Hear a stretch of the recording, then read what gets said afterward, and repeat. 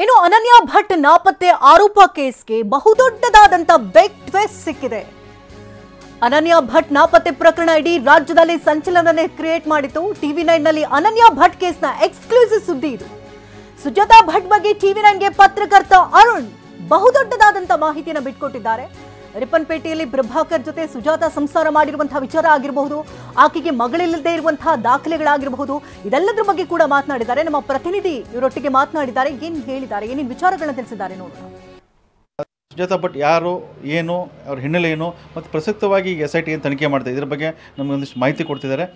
ಈಗ SIT ಅವರು ತನಿಖೆ ಶುರು ಮಾಡಿದ್ದಾರೆ, ಬಂದಿದ್ದಾರೆ, ರಿಪ್ಪನ್ಪೇಟೆಗೆ ಬಂದರು, ತನಿಖೆ ಆರಂಭಿಸಿದ್ದಾರೆ. ಸುಜಾತಾ ಭಟ್ ಯಾರು ಏನು ಅಂತೇಳಿ, ಮತ್ತು ಅವ್ರಿಗೆ ಒಬ್ಬಳು ಮಗಳಿದ್ಲು ಅನನ್ಯ ಭಟ್ ಅಂತೇಳಿ, ಅವರು ನಾಪತ್ತೆ ಆಗಿದ್ದಾರೆ ಅಂತೇಳಿ ದೂರು ಕೂಡ ದಾಖಲಾಗಿದೆ. SIT ಆ ಸಂಪುಟ ತನಿಖೆ ಕೂಡ ಚುರುಗೊಳಿಸಿದೆ. ಇದ್ರ ಬಗ್ಗೆ ತಮ್ಮ ಅಭಿಪ್ರಾಯ? 2002ರಲ್ಲಿ ನಾನು ಸುಜಾತಾ ಮತ್ತು ಅವರ ಪತಿ ಅಂತ ಆ ಟೈಮಲ್ಲಿ ಅವ್ರ ಪತಿ ಪ್ರಭಾಕರ್ ಅವರು ನನಗೆ ಸುಜಾತ ಅವರು ನನ್ನ ಶ್ರೀಮತಿ ಅಂತ ನನಗೆ ಪರಿಚಯ ಮಾಡಿಕೊಡ್ತಾರೆ.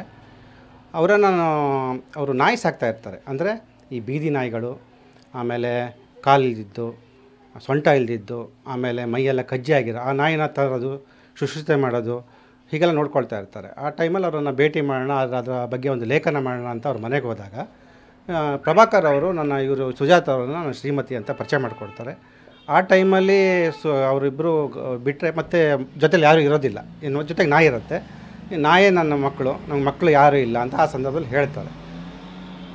ಅಂದರೆ ಈಗ ಧರ್ಮಸ್ಥಳ ಪ್ರಕರಣ ಇರ್ಬೋದು, ಇದೇ ಸುಜಾತಾ ಭಟ್ ಅವರು ಅಲ್ಲಿ ಹೋಗಿ ಧರ್ಮಸ್ಥಳದಲ್ಲಿ ಹೋಗಿ ನನ್ನ ಮಗಳು ನಾಪತ್ತೆ ಆಗಿದ್ದಾಳೆ, ಧರ್ಮಸ್ಥಳಕ್ಕೆ ಹೋಗಿದ್ದು ವಾಪಸ್ ಬರಲಿಲ್ಲ ಅಂತ ದೂರು ಕೂಡ ಕೊಡ್ತಾರೆ. ಈಗ SIT ತನಿಖೆ ಕೂಡ ಮಾಡ್ತಾ ಇದ್ದಾರೆ. ಸೊ ಈ ಸಂಪಟ್ಟಾಗಿ SIT ರಿಪ್ಪನ್ಪೇಟೆಗೆಲ್ಲ ಭೇಟಿ ಕೊಟ್ಟು ತನಿಖೆ ಕೂಡ ಶುರು ಮಾಡಿದೆ. ಇದ್ರ ಬಗ್ಗೆ ತಮಗೇನು ಮಾಹಿತಿ? ಈಗ ಒಂದು ಮಗು ಹುಟ್ಟುತ್ತೆ ಅಂದರೆ ಆ ಮಗು ತಾಯಿ ಯಾರು, ಮಗು ತಂದೆ ಯಾರು, ಮತ್ತು ಯಾವ ಟೈಮಲ್ಲಿ ಹುಡ್ತು, ಯಾವ ಪ್ಲೇಸಲ್ಲಿ ಹುಡ್ತು, ಯಾವ ಟೈಮಲ್ಲಿ ಹುಡ್ತು, ಹೀಗೆ ಒಂದು ಬರ್ತ್ ಸರ್ಟಿಫಿಕೇಟಲ್ಲಿ ದಾಖಲಾಗತ್ತೆ. ನಂತರ ಅದೇನಾಗುತ್ತೆ, ಶಾಲೆಗೆ ಹೋಗುತ್ತೆ, ಅದೇ ರೆಫರೆನ್ಸ್ ತೊಗೊಂಡು ಶಾಲೆ ಅಡ್ಮಿಷನ್ ಮಾಡ್ತಾರೆ. ಹಾಗೆ ಮುಂದೆ ಹೋಗ್ತಾ ಅವ್ರು ಮೆಡಿಕಲ್ ಓದಿದರೆ ಮೆಡಿಕಲಲ್ಲೂ ಇದೇ ಮುಂದುವರಿಯುತ್ತೆ. ಅಥವಾ ಅವ್ರು ಅಡಾಪ್ಟ್ ಮಾಡಿದರೆ ಒಂದು ಸಬ್ ರಿಜಿಸ್ಟರ್ ಆಫೀಸಲ್ಲಿ ಕೊಡೋರು ತಗೊಳ್ಳೋರು ಸಬ್ ರಿಜಿಸ್ಟರ್ ಆಫೀಸಲ್ಲಿ ರೆಕಾರ್ಡ್ ಆಗುತ್ತೆ. ಅಥವಾ ಅವರು ಅನಾಥಾಶ್ರಮದ ತೊಗೊಂಡ್ರೆ ದಾನ ಕೊಡೋರು ಅನಾಥಾಶ್ರಮದ ಪ್ರಮುಖರು ಬಂದು ಕೊಡಬೇಕು. ಇವೆಲ್ಲ ರೆಕಾರ್ಡಲ್ಲಿ ದಾಖಲಾಗಬೇಕು.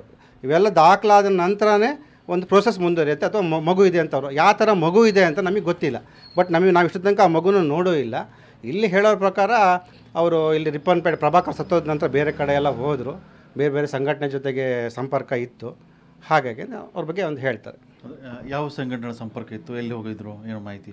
ಹಾಗೇನಿಲ್ಲ, ವಿವಿಧ ಸಂಘಟನೆಲ್ಲ ತುಂಬ ಸಂಘಟನೆಯಲ್ಲಿ ಗುರುತಿಸ್ಕೊಂಡಿದ್ದಾರೆ ಅಂತ ನನ್ನ ಪ್ರಕಾರ. ಅವರು ಹಿಂದೆ ಈ ಮಗು ಬಗ್ಗೆ ಒಂದು ತಂಡ ಇದೆ. ಇದು ಧರ್ಮಸ್ಥಳ ಹೆಸರು ಮಸಿ ಬೆಳಿಲಿಕ್ಕೋಸ್ಕರನೇ ಒಂದು ತಂಡ ಹುಟ್ಟಿದೆ ಅಂತ ನನ್ನ ಅಭಿಪ್ರಾಯ.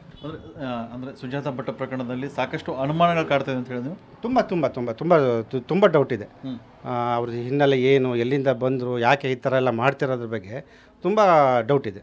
ಇದು ಅರುಣ್ ಅವ್ರ ಮಾತು. ಕ್ಯಾಮ್ರಾಮನ್ ಶಶಿಕುಮಾರ್ ಜೊತೆ ಬಸವರಾಜ್ ಗಣ್ವಿ, ಟಿವಿ9 ಶಿವಮೊಗ್ಗ.